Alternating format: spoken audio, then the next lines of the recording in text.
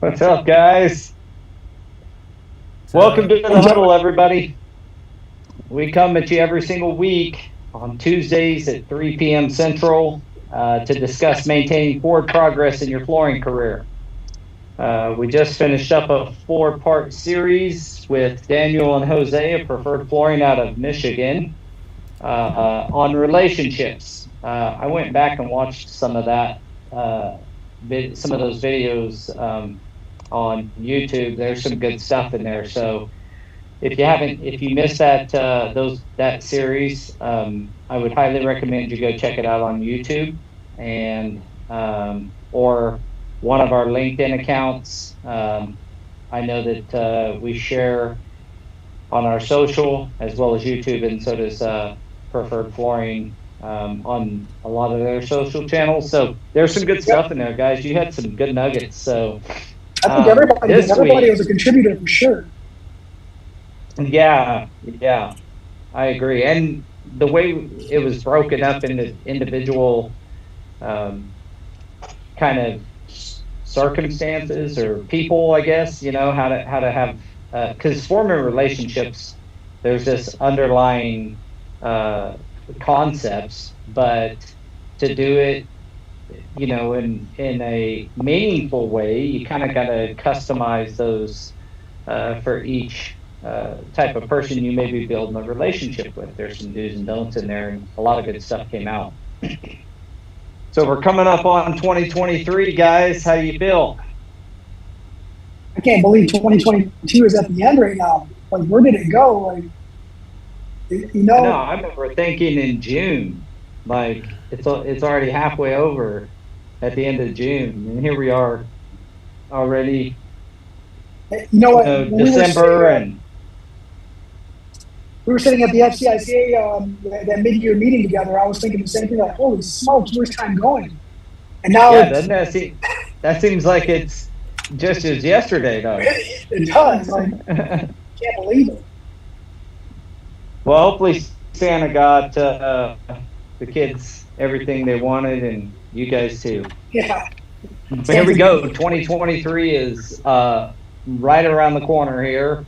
We've got one more extended holiday time off for a lot of industries, and I know a lot of people are setting, New Year's resolutions and goals and things of that nature.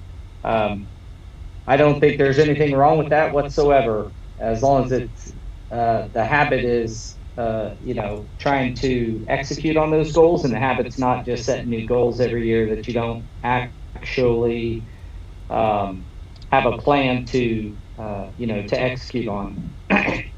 That being said, what's your guys' 2023 um, kind of outlook? You want to do a personal in a work or business? Is that Yeah, I think what we're so. doing right now? This week's huddles on what we'd like to see in 2023, and I'm thinking we could turn this into a three-part series. I think it'd be good, and it's really like what are your from an industry standpoint, what do we want to see in 2023? And let's talk to some of the organizations. Let's get the FCF on and the NTCA, and you know get their outlooks and their feedbacks and share that with the audience. And we could do the same for installers and companies, and maybe make it a little bitty series here. But you know what we'd like to see in 2023, I think, is a personal, industry, and companies. So Go ahead, Danny. You can start. um, Oh, do we lose him? can you hear me? yeah, Yeah. All right. I don't know. Industry and business wise, I just it's really hard to find people right now. So maybe finding a few good people would do us some good, and just keep on moving forward. Personally, Awesome. it's go on vacation without kids. That was horrible. Oh, that's funny. That is hilarious. I'll go ahead and add to that. So, like Daniel said too, right? Like, um, find out why it's so hard to find people. Would probably be one of my goals, I guess, is try to find out why, not just us, but why everyone in general is having a hard time maintaining, maybe the trades, maintaining in-house employees versus the subcontractor. Why do people go back and forth? Trying to find out the reasons why would probably help in maintaining, retaining, and maybe developing new relationships. I'm definitely open to a conversation on that with whoever is finding success in that category for sure, because we don't seem to be finding very much success in that category lately. A lot of people around us don't. So that would be a goal for 2023. Maybe we can unpack that a little bit on a future huddle, and maybe even a little bit on this huddle. But yeah, and then personally, I mean, the personal thing is just trying to, and this is personal and work, right? Like trying to be smarter, more efficient with my time. Overextending myself on a personal level, like at home or at work, which causes stress on one end or the other. That's might be too many projects. Less projects. There we go. Less projects. It's never less projects. It's always more projects. there you go. Well, I think for me, it's like what I'd like to see is, or from an industry perspective, I'd just like to see our training and access to training and the ability to be more. I would like that in the industry, that the players or the participants in training flooring installers to have more presence, and more people know about them, and their their training events and their certifications and such, because one of the main responses we get at Go Carerra when we ask people why they're not certified is because they don't know where, or they don't have any trainings, they don't know about them, or they don't know where to go. Literally, some people don't even know about, say, CFI or NASCT or any of them.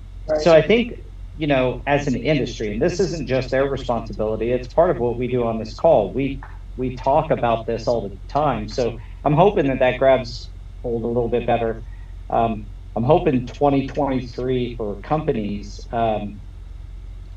maybe results in, or maybe matures throughout the year, and the market doesn't go into this super low bid. I've been through a few downturns, and I've been through the 2008 recession.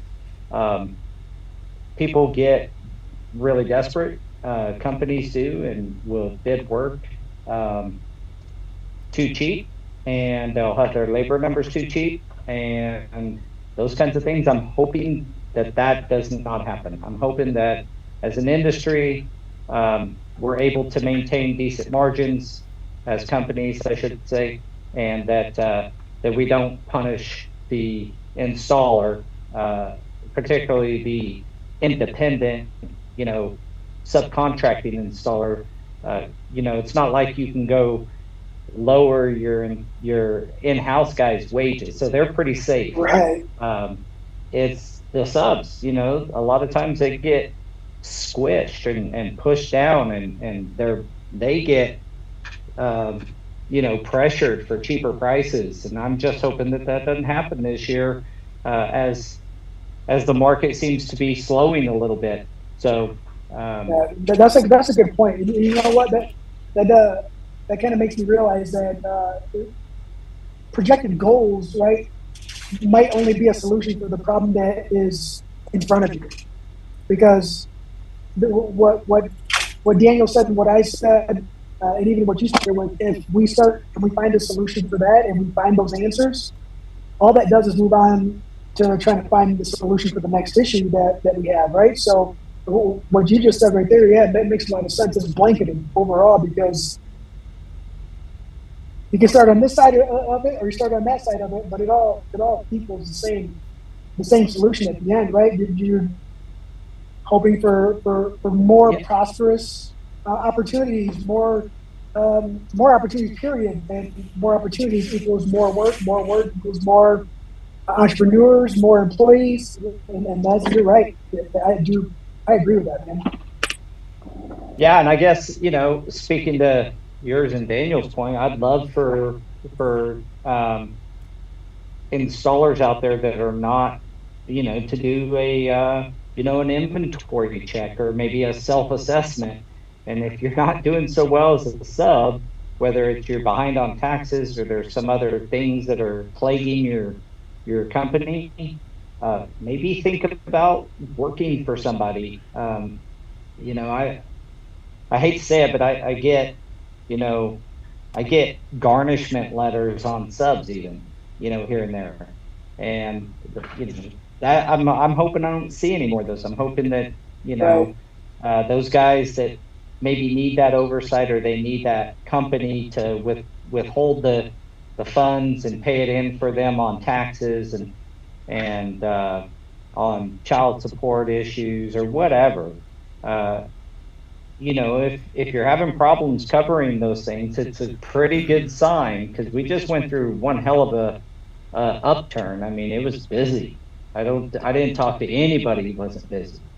So it was the right time to be making money as a sub and as a company. And if you're not, or you've had some issues there, you might think about, if you're in Michigan, call these guys and go to work for Daniel and Jose, some of the greatest guys you'll meet. And awesome at the technical side of the flooring business. So great guys. That's all Daniel. But maybe think about working for a company. I'm just hoping for a prosperous 2023, that a downturn does not end up erasing a lot of the gains that were made over the last couple of years for subs. Right. And a lot of guys look at it as, because our industry is more, I want to be my own boss, I want to be independent and all this. And realistically, like, we talked about it a few episodes ago, if the guys that we were working for would have just said, all right, we'll give you this, extra week of vacation or whatever, we'd probably still be working for a company right now.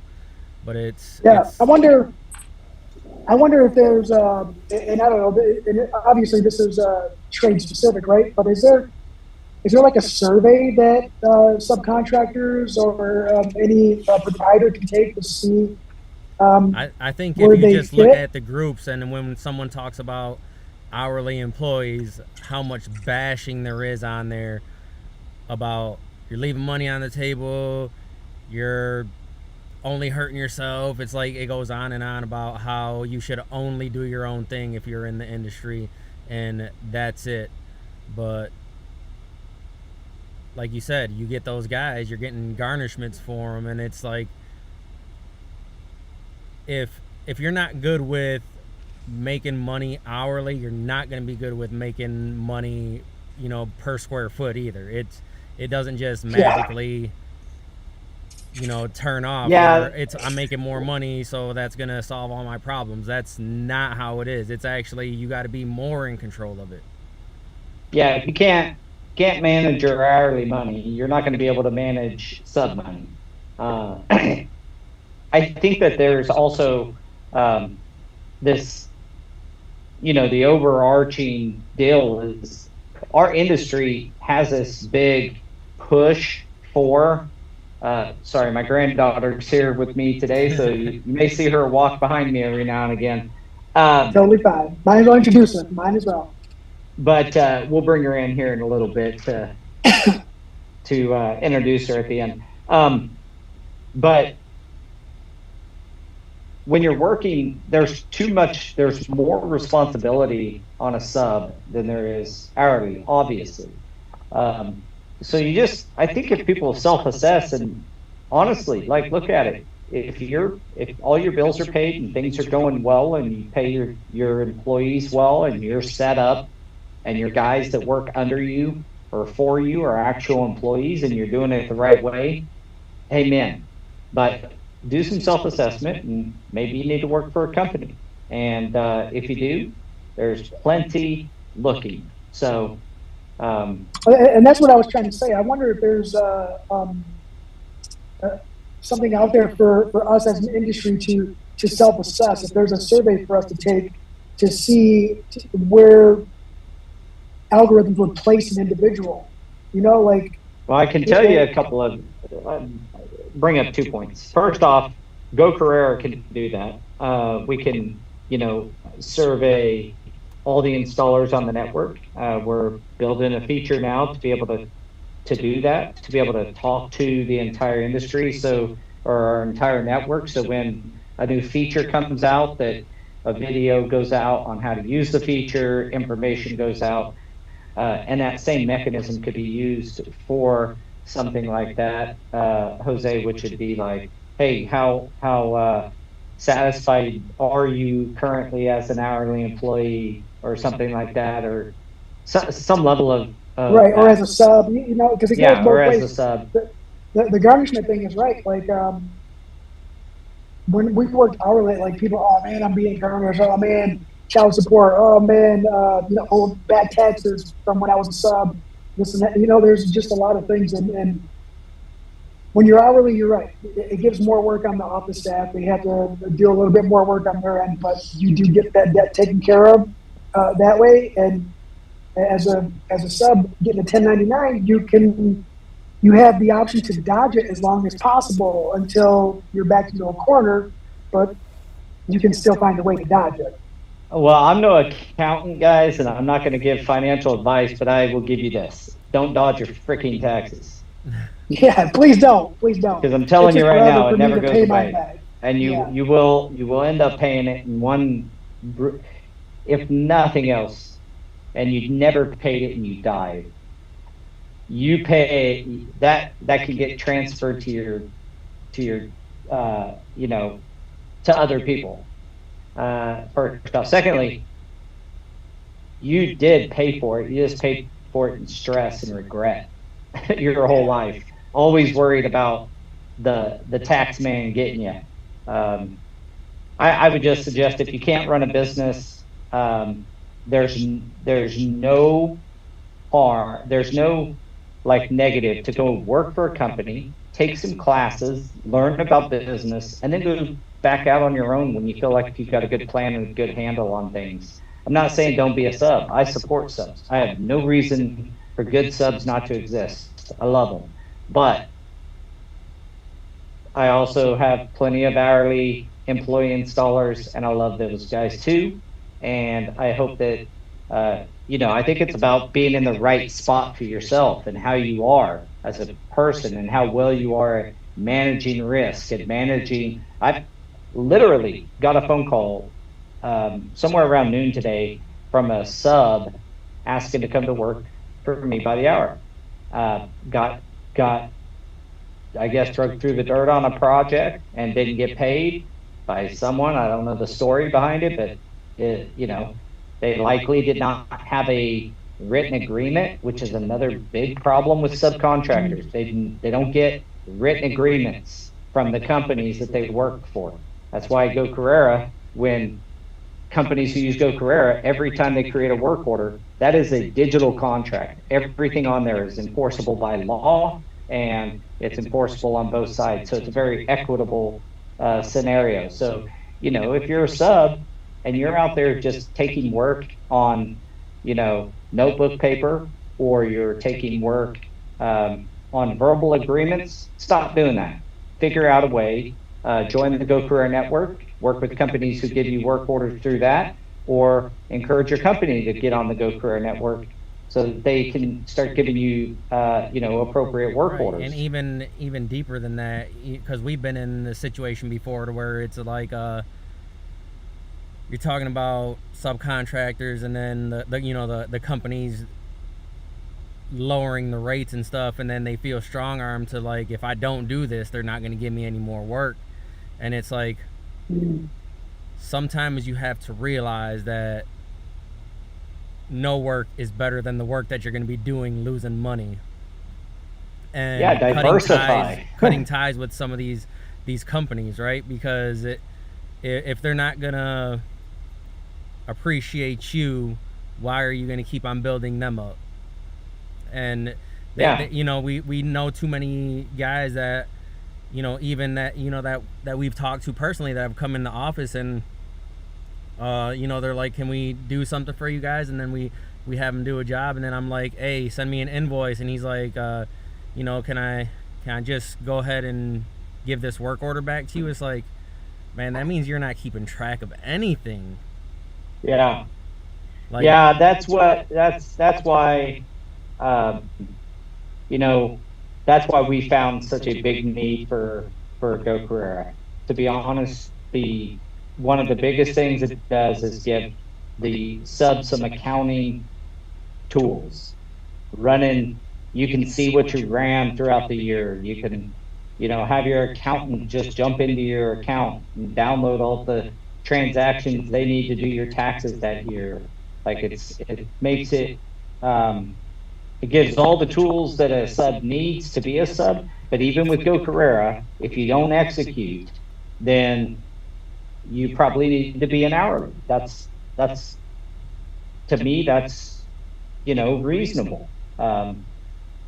So yeah, that's what I'd love to see in 2023, is just more access to trainings, better, more marketing, to continued marketing, I should say, to the high schoolers and that stuff. They seem to have gotten some really good traction, the FCEF, over 2022, in 2021. Yeah, they're making waves, for sure. Yeah. So I'd like to see that really hit almost mainstream and have, like, community colleges, 30 or 40 of them running their program. That would be fantastic. So with the approach, go ahead.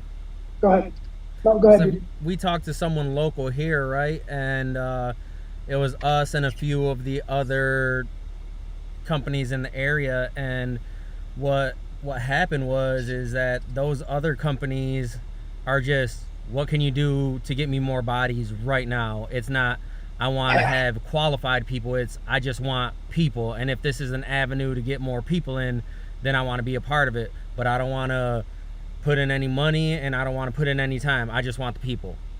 So it's up to the point to where, they emailed us back and they're like, yeah, there's too far of a separation on your guys' ideas.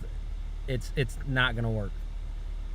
Yeah, as of right now, it's not going to work. And some of it, I understand, they have to operate on volunteer time until the program gets traction. And, we would find a way to make that happen. But at the same time, it's, I'm long term for the program versus a quick fix on, unless one of the podcasts we had, the labor shortage, right? Mm-hmm. Like, how much of it was a labor shortage because of qualified people, certified people, versus versus just bodies. I was looking at it as an opportunity to build the economy in our area over the next 5 to 10 years, instead of build somebody else's labor workforce right away. It's just, well, there's the if you want an independent, quick labor resource, then you need to join Go Carerra. If you want to work on your employee installer and build your company up in a way long term, then that's what the FCEF's doing. I think it's not probably a good place to start to think that you're going to get a bunch of high schoolers to come into your company with 8-10 weeks of training and solving your labor problems. No, they're causing you more work. if you're going to be a part of hiring the graduates of their program, of the FCEF program, you still have work to do. Like, they still need training. They still need to be. You still need to make sure that they're with the right type of installer. Like, you cannot just. That's not a quick fix. This is a long. What they're doing is more of a long-term fix. I wonder too, like, we talked about the FCEF and the traction that they have. I wonder if some of the other organizations can just be a little more open to putting a face and a name out there to get a little more traction in their silo of the industry, right? I wonder if that's it, because FCEF is pretty broad. They're bringing attention to everything. Go Carerra is definitely putting the name out for everything all at once, but I wonder if these other entities as individuals could put forth a little more effort in 2023 to bring more awareness. You mean like individual, like one? Yeah, like, so for example, like the NTCA that's just in tile. Yeah, like, hey, put forth a little bit of effort, not just to your market, right? Not just to those guys, but maybe there's somebody out there who might be attracted to that, who has no idea that program exists. And if they're offering awareness to everybody all at once, then nobody ever knows. Well, it's kind of a good point. And the reason I say that is because one of the problems, I think, is so many of the organizations are just trying to get you to sign up for their thing. They're trying to get you to be, like a member of the NTCA or a member of CFI or member of this or a member of that. Like, focus on, and the union or install, they're the same. Like, it's like a catalyst to then get you into the union. It's like, let's focus on making our talent better at every level. And, every level, yes, 100%. Not so focused on getting more members necessarily, but improving the health of the installer community. And another thing too is you made me think about this, is not one installer is just going to go after one organization or affiliation to be a part of, right? If they get their foot in the door with option A, then they're going to find out about option B, C, and D anyway, or vice versa. And they're going to inquire on that if they want to further their education, if they want to learn more. They're going to look at all those resources. So the more educated and involved an individual, an installer, or a company gets, the more options they find, and it's going to broaden their horizons. They're not going to say, I'm just going to stick with you and that's it. Like, I don't use one type of adhesive and just stick with that and that's it. I don't just use one prep, or we don't just install one flooring. It's just, you have to entertain them all in order to remain relevant, to be honest with you, or to stay with the times. I think in order for more people to, because you brought up the point earlier that a lot of people don't know about these organizations, and when you go to at least distributors around here, there's no information, right? And you have all these manufacturers. Solid point. You have all the manufacturers preaching, this organization, we're affiliated with them, but distributors don't do that, and that's where all the installers go, is to the distributor. Yeah. You just made me think of that Dave Chappelle skit where he said, I drink Coke and Pepsi, but Pepsi paid me most recently, so I like Pepsi better. and that might be what it is, but Daniel's right. Like, your local distributors, as small scale as that might be, that's the most common place for an individual installer to go and purchase hand tool supplies, the specialty tools, and that's probably a great place for these places to start. I don't want to say advertising, right? But essentially it is advertising. But that's a really good point there, Dan. That's a good place to start and to put some kind of effort into something like that. Well, the distributors, you know, if they could team up, or training entities could team up with them and make sure that the flyers are on the counter, and that the counter guys or the salesmen at the distributors are actively pushing the training that's in the area.